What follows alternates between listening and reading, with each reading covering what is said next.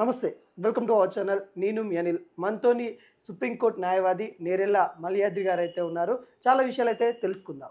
Sir నమస్తే sir. నమస్తే అండి. సార్, గౌతమ్ అదానీ జగన్ లంచాలు ఇచ్చారని చాలా ఆరోపణలు వస్తూ ఉన్నాయి.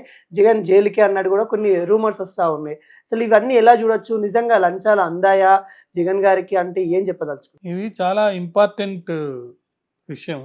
అవును.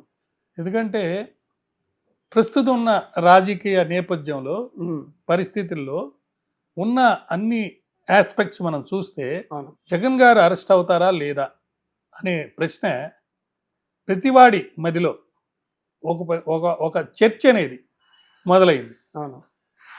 అరెస్ట్ అవుతారు అని ఎందుకు అనుకుంటున్నారంటే అమెరికాలో అక్కడ ప్రాసిక్యూటర్స్ న్యాయవాదులు ఇంత డబ్బు సుమారు 2250 కోట్లు, దాంట్లో 1750 కోట్ల రూపాయలు ఆనాటి ముఖ్యమంత్రి జగన్ గారికి లంచం కింద ఇచ్చారు. దేనికి ఇచ్చారు అనేది చాలా ముఖ్యం. అయితే ఇక్కడ ఇంతవరకు ఎక్కడ ఏ అలిగేషన్స్ రాలా. అవును. అక్కడ వచ్చిన తర్వాత, అది కూడా ఎప్పుడు వచ్చింది, ఓటింగ్ అయిపోయిన తర్వాత, మహారాష్ట్రలో ఓటింగ్ అయిపోయిన పక్క రోజు వచ్చింది. ముందు రోజు ఎందుకు రాలేదు? దానికి కారణం ఏంటి అంటే అక్కడ ఎంక్వైరీ పూర్తి స్థాయిలో అయిపోయిన తర్వాత రిజల్ట్ అది ఇప్పుడు ఎందుకు అయింది ఎంక్వైరీ? మహారాష్ట్రలో ఎన్నికలు అయిపోయిన పక్క రోజే ఎందుకు వచ్చింది? ఓకే, ఇక్కడ రాజకీయ కుట్ర ఉందంటారా? అది మీరు నేను ఎలా చెప్పగలుగుతామి? మహారాష్ట్రలో ఎన్నికల ఓటింగ్ అయిపోయిన పక్క రోజు ఇది బయటకు వచ్చింది. ఓకే, 400 పాయింట్లు కూడా పడిపోయినాయి. అది ముందు రోజు అయితే అక్కడ ఎన్నికల్లో ఎవరు గెలుచుండేవాళ్ళు? ఓకే. ఎందుకంటే అక్కడికి వెళ్ళి మరి ప్రస్తుత కూటమిలో ప్రభుత్వంలో ఉన్న ఒక సేన నాయకుడు ఆదానీని సపోర్ట్ చేస్తూ ఇండైరెక్ట్గా మాట్లాడారు. అవును. 1,00,000 కోట్ల ఆదాని తిన్నాడని రాహుల్ గాంధీ చెప్తున్నప్పుడు దానికి వ్యతిరేకంగా వీళ్ళు వెళ్ళి అక్కడ మాట్లాడినప్పుడు ఇక్కడికి వచ్చి ఆదాని డబ్బు తిన్నాడు కాబట్టి ఆ డబ్బులో 1750 కోట్ల రూపాయలు జగన్కి ఇచ్చారు కాబట్టి వాళ్ళ మీద నేను కేసులు పెడతానని అంటారా? మరి రేవంత్ రెడ్డి గారు ఇక్కడ ఏం చేశారు? 100 కోట్ల రూపాయలు వెనక్కి ఇచ్చేసారు. ఎందుకు ఇచ్చారు అంటే ఇక్కడ రెండు డిఫరెన్స్ వినండి. ఇక్కడ 100 కోట్ల రూపాయలు ఎందుకు ఇచ్చాడంటే ఇది కరప్షన్ కింద ఇచ్చారేమో అని ఒక అనుమానం. దానిలో 100 కోట్లు ఇచ్చాడు కాబట్టి ఆయనకి ఏమన్నా కాంట్రాక్ట్లు ఇస్తారేమో అని ఒక అనుమానం. ఓకే. అక్కడికి వెళ్ళి మీరు ఆదాని లంచం ఇచ్చారు, డబ్బులు తిన్నాడు, 1,00,000 కోట్లు ఆయన బెనిఫిట్ పొందాడని చెప్పి మీరు మాట్లాడొచ్చిన వాళ్ళు ఇక్కడికి వచ్చి సిగ్గు లేకుండా మీరు 100 కోట్ల రూపాయలు ఎలా తీసుకున్నారు వాడు ఇస్తే అని చెప్పాను అంటే ఈయన కేబినెట్ మీటింగ్ పెట్టి తీసేశాడు. మరి వీళ్ళ నాయకుడే కదా అక్కడ ఉన్న చంద్రబాబు. అవును. మరి ఆయన 1750 కోట్ల రూపాయలు ఆయనకి లంచం ఇచ్చారు. సుమారు 2 లక్షల కోట్ల రూపాయలు 4 లక్షల కోట్ల రూపాయల డబ్బు ఉంది. ఎంత కూడా చెప్తాను మీకు. 2.92 రూపాయలు కొనుగోలు చేశారు. ఓకే. ఎక్కడ ఎవరు? ఆదాని ఆజారి కంపెనీలతోటి సెంట్రల్ గవర్నమెంట్ ఒప్పుకుంది.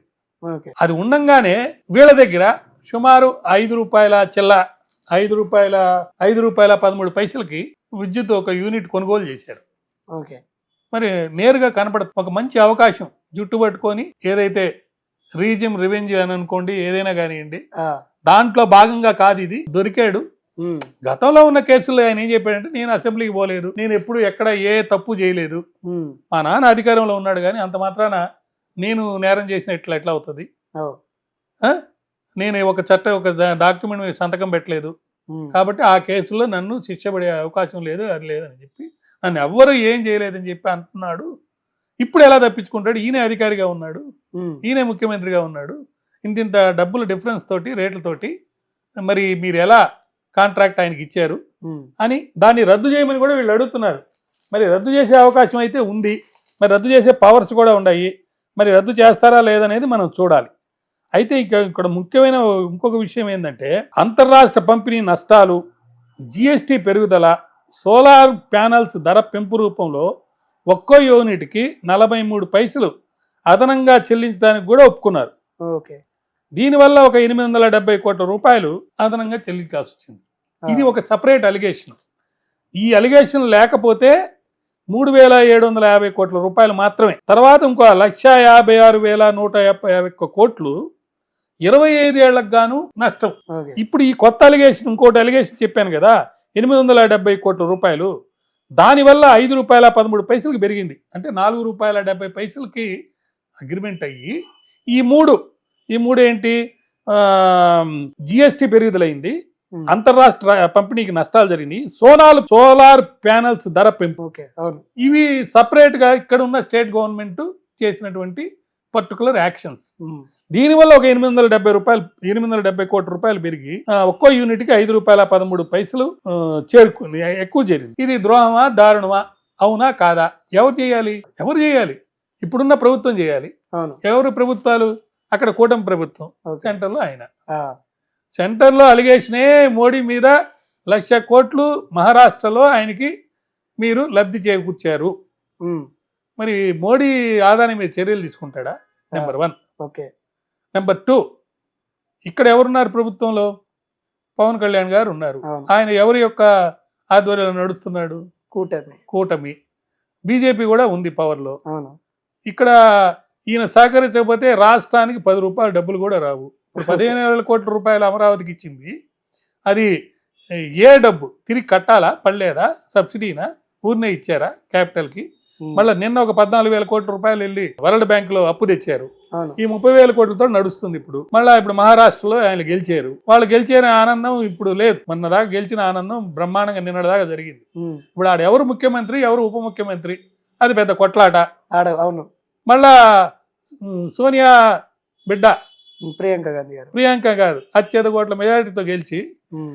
రాహుల్ని తలదినే విధంగా అవును.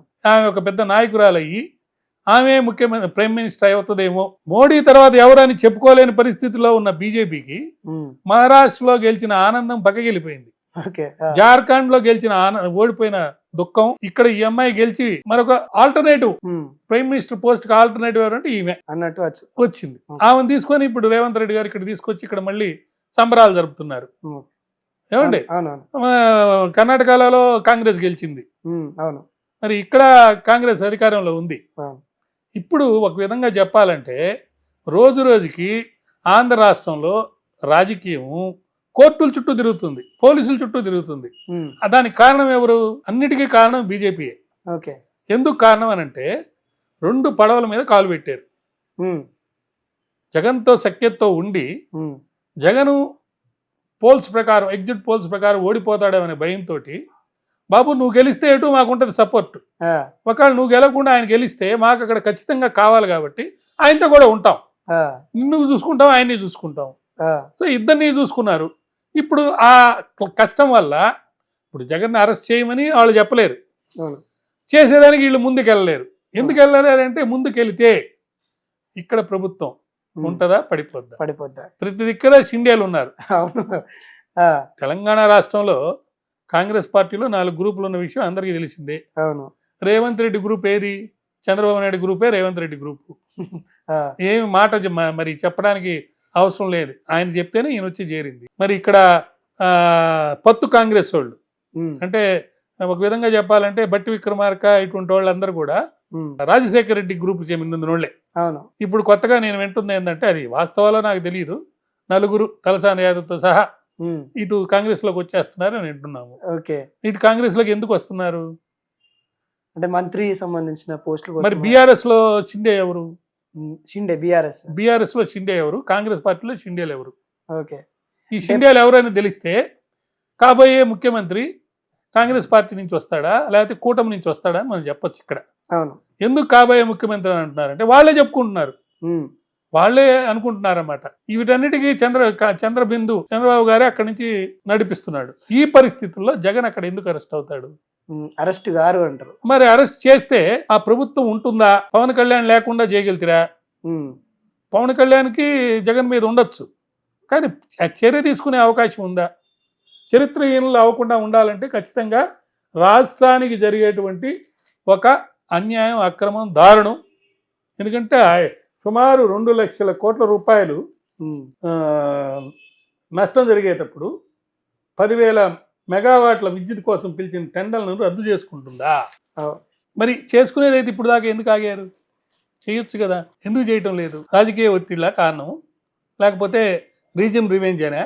ఏం జరుగుతుందని భయపడుతున్నారు? ఇది ఒక ఎత్తు. ఇది కాకుండా సోషల్ మీడియాలో 4 విభాగాలుగా చేరిపోయారు. Social media okay. అంటే డిజిటల్ మీడియా, యూట్యూబ్ ఛానల్స్ అనుకోండి, టీవీ ఛానల్స్ అనుకోండి, పత్రికా రంగం అనుకోండి, భజన పరులు ఎక్కువయ్యారు.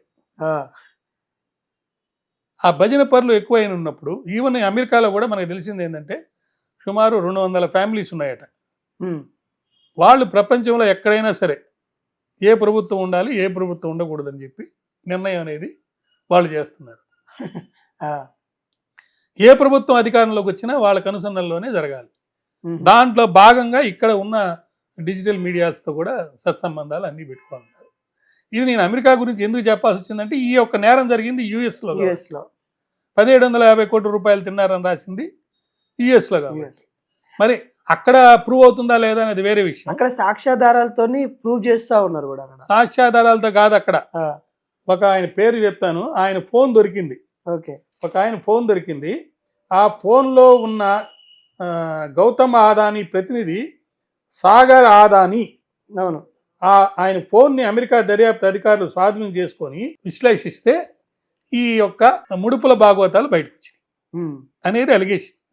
అక్కడ ఎలిగేషన్ వస్తా ఉంది. మరి అక్కడనే ఫ్రాడ్ చేసిండు, అమెరికల్ని ఫ్రాడ్ చేసిండు అన్న విషయాలు వచ్చినప్పుడు అమెరికన్ ఫ్రాడ్ చేయడం కాదండి, అమెరికాలో బ్యాంకులు ఇన్వెస్ట్మెంట్ చేశారు. ప్రైవేట్ వాళ్ళు కూడా కొంత ఇన్వెస్ట్మెంట్, దేనికి ఇన్వెస్ట్మెంట్ చేశారు?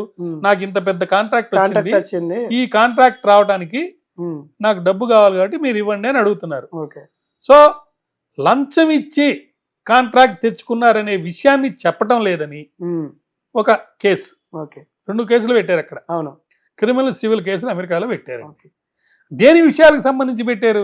అన్ని కూడా ఇండియాలో జరిగిన సంగతులకు సంబంధించి పెట్టారు. మరొక ముఖ్యమైన విషయం ఎవరు చెప్పండి మీకు చెప్తున్నా. 2250 కోట్లు 1750 కోట్లు జగన్ తిన్నాడంటే మిగతా డబ్బు ఏ రాష్ట్రాల వాళ్ళు తిన్నారు? వాళ్ళ ఆ రాష్ట్రాల్లో ఎందుకు ఇంతవరకు చలనం లేదు? అది కూడా విద్యుత్కి సంబంధించి రాష్ట్రాల పేర్లు వస్తున్నాయి కానీ అలా నాయకుల పేరు రావటం లేదు. అక్కడ ఏ కేసులు పెట్టలేదు. ఇక్కడ అసలు కేసు ఎవరు ఎందుకు పెట్టడం లేదు? సరే వీళ్ళ సంగతి అటు పక్కన పెడదాం, లేకపోతే ఈ భజన పరులు అయినటువంటి వాళ్ళు కూడా పక్కన పెడదాం. వీళ్ళు కాకుండా కొంతమంది నిక్కాసుగా నిబద్ధతతోటి క్రమశిక్షణతోటి పనిచేసే ప్రజాస్వామ్యవాదులు చాలా మంది ఉన్నారు. కొన్ని పత్రికలు ఉన్నాయి, కొన్ని సోషల్ వర్క్ చేసే వాళ్ళు ఉన్నారు, డెమోక్రటిక్ ప్రిన్సిపల్స్ కోసం ప్రాణాలు సైంది. వాళ్ళు కూడా ఇప్పుడు ఏం మాట్లాడటం లేదు. వాళ్ళు కూడా ఎందుకు పబ్లిక్ ఇంట్రెస్ట్ లిటిగేషన్ పిటిషన్స్ వేయటం లేదు?